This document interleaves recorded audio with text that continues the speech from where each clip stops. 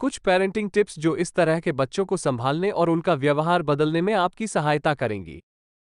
माँ बाप को जब बच्चे पलटकर जवाब देने लगें तो कई बार माँ बाप को समझ नहीं आता कि उनकी परवरिश में कहाँ चूक हो गई, क्योंकि बच्चों का छोटी छोटी बात पर बहस करना और तुनक्कर जवाब देने की आदत न केवल उनके लिए मुश्किलें खड़ी कर सकती है, बल्कि माँ बाप के लिए भी इस तरह के व्यवहार को बदलने में समय लग सकता है।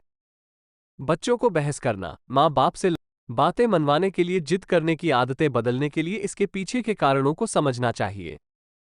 दरअसल इसमें कई बार माँ बाप अनजाने में गलती कर जाते हैं।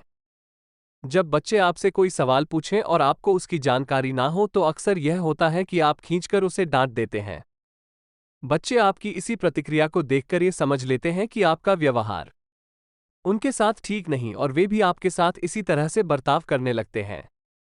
जाहिर है कि घर और बाहर लोगों से बहस करने वाले बच्चों को कोई पसंद नहीं करता और इसीलिए हर माँ बाप की यही कोशिश होती है कि वे अपने बहस करने वाले बच्चे का व्यवहार सुधार सकें।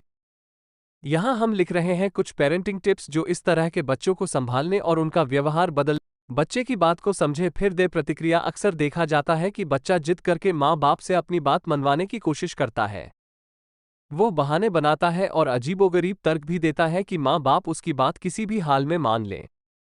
वहीं दूसरी तरफ माँ बाप की कोशिश होती है कि बच्चे की हर जिद पूरी ना की जाए, इसीलिए वे अक्सर अपने बच्चों को डांट कर चुप करा देते हैं। बच्चे के विचार और उसकी बात ना सुनने की वजह से बच्चे अड़ियल बनने लगते हैं। इसीलिए जब भी बच्चा कोई बात आपके सामने रखे तो उसे सुने। पूरी बात सुनने के बाद ही अपनी बात उससे कहें। इस तरीके से उसके तर्कपूर्ण विचारों को सुनने से उसका आत्मविश्वास बढ़ेगा और आपको भी अकारण उसे डांटने या उसकी भावनाओं को नजरअंदाज करने से बचने में मदद होगी। अगर आपको कोई बात अच्छी नहीं लगती तो उसे गलत सही का फर्क समझाएं और जब वो बात समझ जाए तो उसे इस बात के लिए शाबाशी दें कि वह समझदारी से स्थिति को हैंडल करने में सहयोग कर रहा है।